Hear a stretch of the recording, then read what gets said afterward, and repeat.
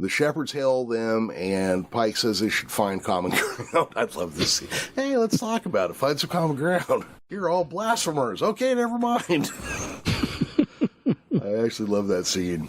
The Shepherd launches torpedoes. Pike orders the crew to brace for impact. Land suggests firing back. Pike, kind of holds off on that. Pike has a theory the Comet was trying to communicate, but Uhura thinks it would take too long to try to understand it. Pike okays firing the weapons at the propulsion system of the space monks, and this forces the Shepherds to drop back and regroup. The crew starts spitballing ideas, and then Spock asks, what if the Comet moves itself?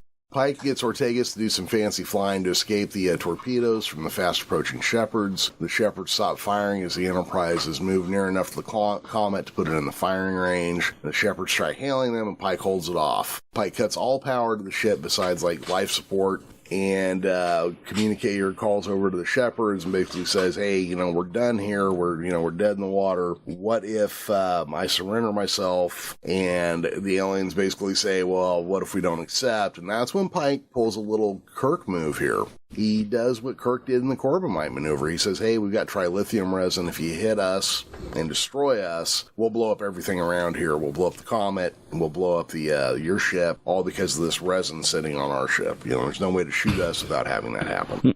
Which is, almost identical to how Kirk deals with that episode, the Corbomite Maneuver. Yeah. Well, that whole scene seemed to be familiar, where Kirk feigns an issue with the ship to buy a few minutes. Yeah, the one thing I guess I don't like about this is that it makes it seem like the Corbomite Maneuver wasn't Kirk's idea, original idea, but I guess nothing really would be in that situation, Anything you tried to do has probably been some version of it's been done before.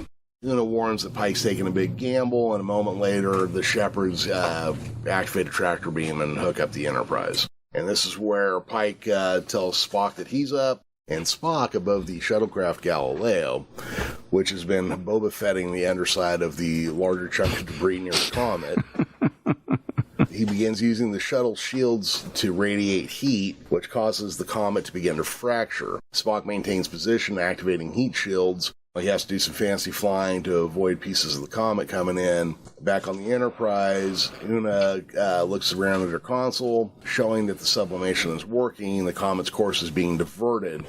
And Pike notes for the record that they did not actually touch it, keeping his word with the Shepherds. It's, I'm not touching you. I'm not touching you. You can't get mad.